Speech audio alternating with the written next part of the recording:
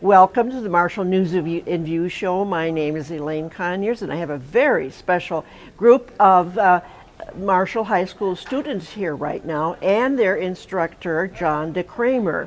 And they're going to tell about their experience in this extracurricular activity that they do here at the high school, and that is learning how to run robots.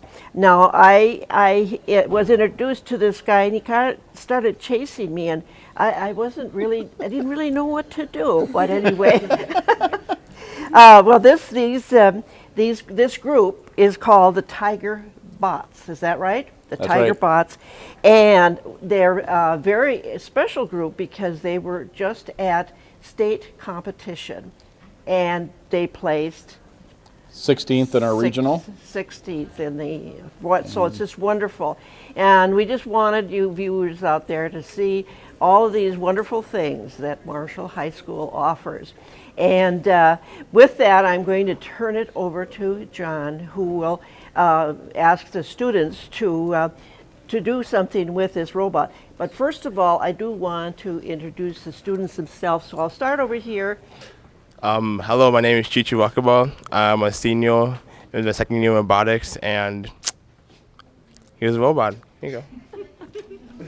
I'm Monica Timmerman. I'm a senior, and this is my 4th year in robotics. I'm Sophia Bicey, and I'm a senior, and this is my 2nd year in robotics. Hi, my name is Sabrina Peralt, and this is my 1st year in robotics, and I'm a junior. David Black. This is my 2nd year in robotics as a 10th grader. I am Mary Jean Porter, and this is my 2nd year of robotics as a sophomore. My name is Jet Scry, and this is my 2nd year of robotics, and I am a sophomore. And I'm John DeCramer, and I think this is my 9th year in robotics as a mentor. And we won't get into what senior is on my account, but this is, as we were saying, the Marshall Robotics. We are part of what is referred to as the U.S. First competition, and that is a global organization that sponsors and provides all the necessary background work to put on competitions throughout the United States. Right now, there's 203 robotics teams in Minnesota, and after our competition, we are actually ranked 61st in the state for this. We competed in the 10,000 Lakes Regional at the University of Minnesota in the first part of April. And with that, we placed 16th in that, and were able to take part in the finals up through. We made it up through the quarterfinals. Didn't quite make it into the finals, but we had a great time. And I think I'll turn it over and let the students talk about the robot. Okay, very good. And show us how it works, right? I'll stay out of the way. Well, the robot is driven by motors. We've got 6 of the larger motors called SIM motors that drive the 8 wheels at the bottom, 4 on each side, the 4 pickup motors in the middle center, and then the spinning wheels at the center. Should talk about the task itself. What was our competition this year? For First Robotics, we usually have different themed competitions, and each theme kind of determines how we build our robot and what it usually does. So this year, it was First Stronghold. So our task was to build a robot that can scale a tower, shoot at defenses, and shoot to make goals, and just climb over obstacles and either push doors or pull down doors. So we built our robot in mind to shoot at the higher goals and at the lower goals, but we had a little bit of an issue at the competition, but we managed to fix it to where it would shoot at the upper goals, and we would be able to go through some of the terrain, but not all of it, which was fine because we were on teams with 2 other people, and they usually either had gotten those defenses down with us, with our help, or for us. And we just the entire competition was kind of a team effort.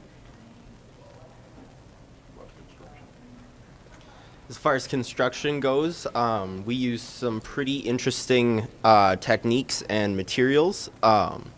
The curved backplate for our launcher was made from a single piece of aluminum tubing, which we pushed through a very neat mechanism that we used to bend it in a continuous piece. So that's how we got a very nice curve with that. The frame itself is welded aluminum with the drive wheels all bolted on. It's mostly bolts except for the main frame. It's a very sturdy, very stable design. So when we go to competition, it's not our robot against another robot, but you get put on teams. So it'll be you and 2 other schools and their robotics clubs, and you guys work together on your side to accomplish the task. So often you split up the tasks. So our robot, as Mary said earlier, we focus on shooting in the big goals. So we would do that, and then the other 2 robots on our team would work with us to take down defenses and then get to the other side. And First Robotics does a really good job of promoting working together and teamwork. And so at the end, also part of earning points is everyone in your team getting to the end and going up on their tower, I guess you would call it. All right, so beyond building our robot, we have to program it as well. And for shooting the robot, one thing we focused on programming is to be able to get our robot spot on to know where we're shooting. So the black piece right here is a camera that allowed our driver to line up and make sure that he was directly in front of the goal, so he was shooting straight on instead of to the side. And in addition to that, we had a sonar sensor that picked up how far we were from the goal, so our driver was able to make sure that he was in the correct range. I think we found out that 6 to 8 feet was the perfect shooting distance from the goal, so that allowed us to raise our probability of making the goal every time, and we had like 4 out of 5 shots we'd make.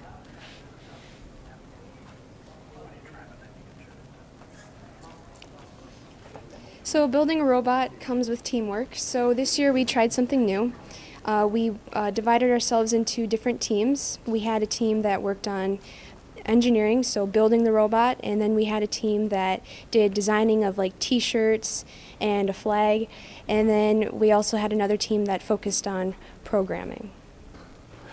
Last year, I was the Tiger Bots mascot, where I was dressed as a tiger, jumping around, working together with other mascots so that the competition is fun and just enjoyable for all the students. And then this year, I didn't have a chance to go to robotics, like state robotics, but my whole Natalie was a good, excellent mascot who, even though she was small, she's pretty enjoyable, cuddly, and awesome. Now let's just move to the computer where the driving happens. Want to talk? Well, the robot is driven through a thing called the driving station. 2 parts to it: the actual controller, which in this case is an Xbox controller, and the laptop, kind of the brains part of it. The program that's running right now would be considered the driver station program run by LabVIEW. The 3 lights there indicate that we have communication from the joystick, the robot code, and then communication with the robot. The robot and the driver station communicate via Wi-Fi signal. So in order to drive the robot, you've got 2 options. You start the competition. Yeah, you start the competition with autonomous, which means that the robot drives totally by itself. It's just a pre-programmed maneuver. And then after that is finished, you go to the teleoperated period, enable it, and now the robot should move. It's live, so anything that you hit here will drive the robot.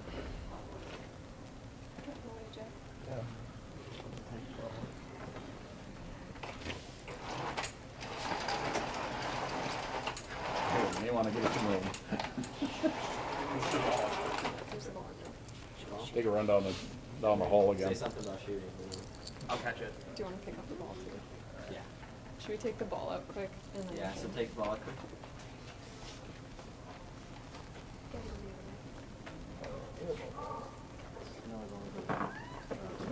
You make it look so easy. All right, so our main goal is the first thing we'll do is we can pick up the ball when we come on one. So Jet will pick it up after Chi-Chi throws it.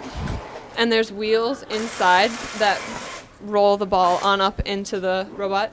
And then it kind of sits in a spot where it won't yet get caught in the shooting wheels, so the wheels can get up to speed before the ball is there. And there's another small wheel in the robot that pushes it so that it does get caught by the shooting mechanism.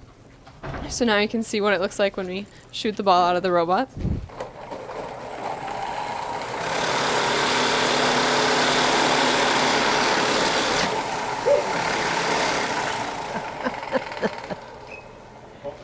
Try it again.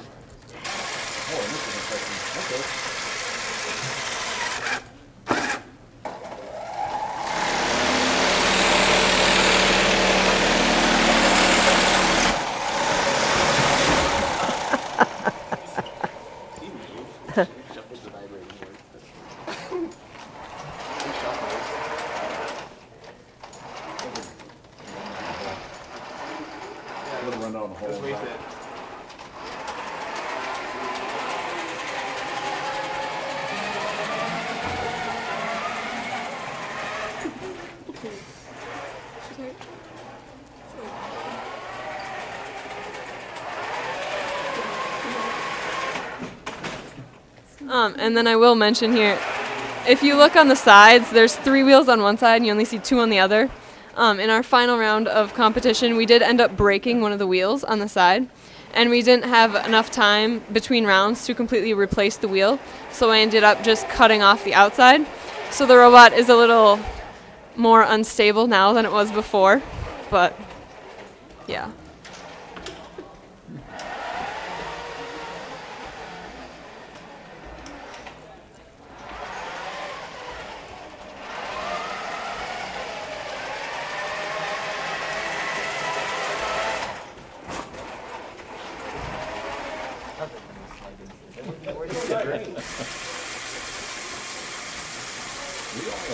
Running?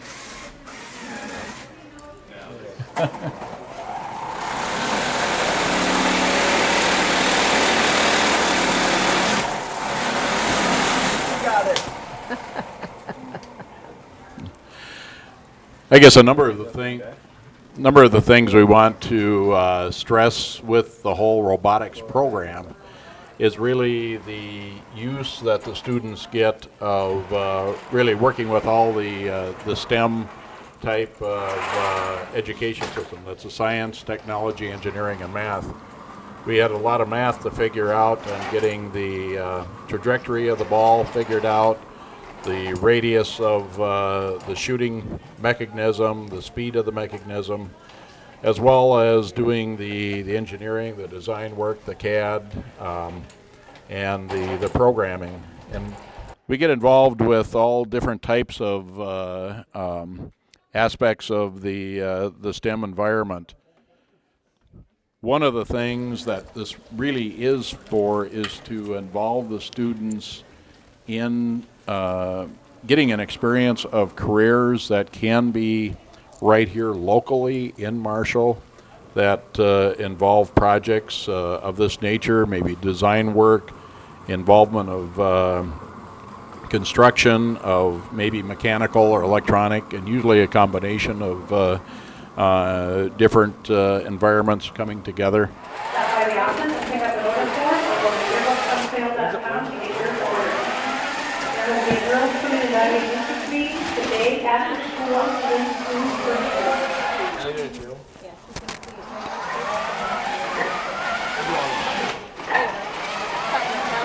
Yeah, it's really, yeah, this is taking a beating. We do have a few things that are not working right now. Yeah. Fortunately, the drive is. Broken on the other side too. If you watch as it turns, they come out in the wide move.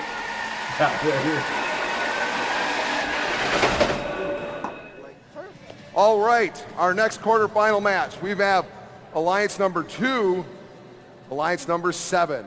Let's start with Alliance 2 and our Alliance captains. These guys are in their second year, and they're Alliance number 2 Alliance captains. Here for 54-34. From Faribault, Falcon Robotics.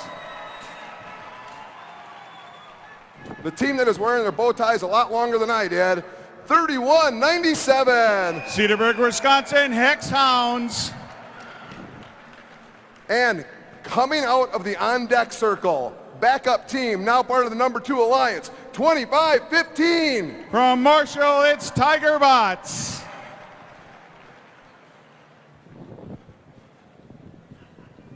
All right, let's meet our number 7 alliance.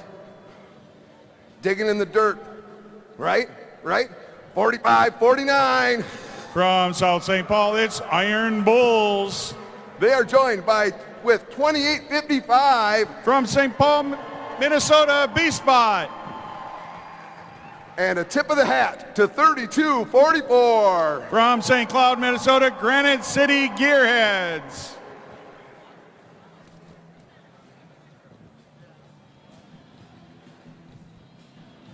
Drivers behind the line in 3, 2, 1, charge.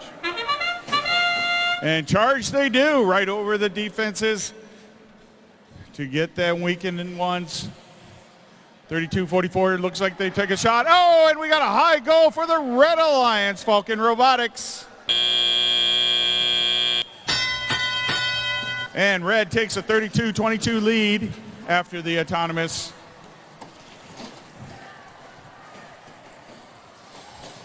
Tiger Bots coming over to the blue courtyard to play some defense. High shot taken by Falcon Robotics. They miss it. Oh, 45-49. Looks like they're stuck on a ball, but they got off. There we go. Good alliance partners here. Hex Hounds puts one into the low goal. Trying to weaken these defenses are both alliances.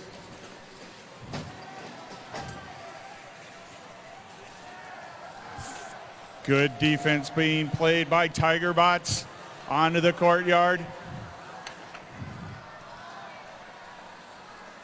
Getting lined up, trying to find their right passage over, and looking to go over the rock wall. There goes Falcon, and over the moat. Their alliance partners, Hexbounds, going in. Tie goal shot by Falcon Robotics. That's another 5 points. Trying to weaken that tower. They have 3 shots left, the Red Alliance. 3 more boulders and they'll have the tower weakened. They got 45 seconds to do it. They got 1 down, 1 more, and another high goal.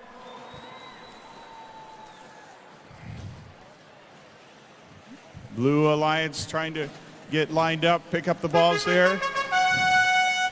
And we got 30 seconds left to go in the match. Coming down to the final 20. Robots can try to hang or just surround the tower. There we go. 1 to go for the Red.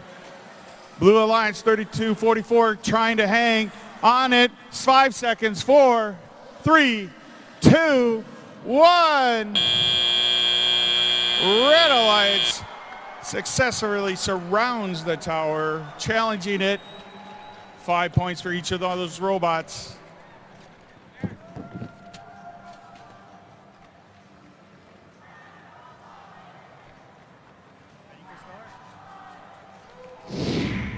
Final score for qualification 3 is 138-87. Red Alliance the victor. Drivers behind the line in 3, 2, 1, charge. Woo! Flying over the rough terrain. The Blue Alliance 25-55. Beastbot. Oh, just misses a high goal and a low goal. Red Alliance takes it by 2 for the autonomous. And here we go in Teleop. This is the 3rd match between these two. The winners will advance to the semifinals. Falcon Robotics puts up a high goal. That'll be worth the 5 points. Their alliance partner, Hexhounds, trying to put in a low goal, going over the rough terrain, the Red Alliance. Blue Alliance, Pi Robotics puts in a low goal for 2 points. and weakening that tower. It's a close match here, 39-39. Both teams weakening the defense and up high. 54-34, Falcon Robotics. That could be the differences in this match. The high goals versus the low goals.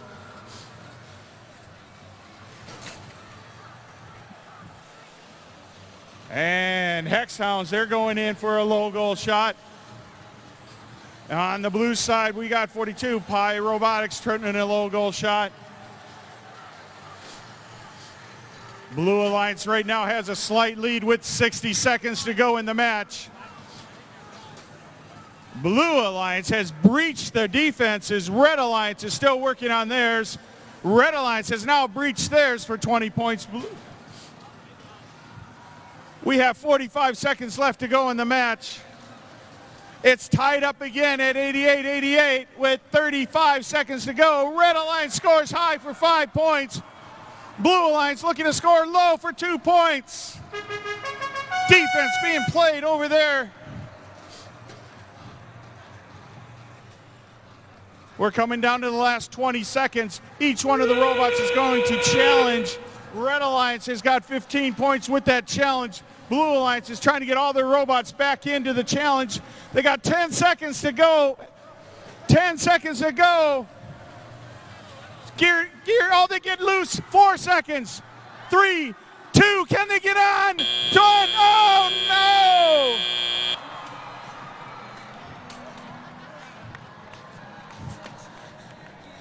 Challenging the tower could be the difference. Very close.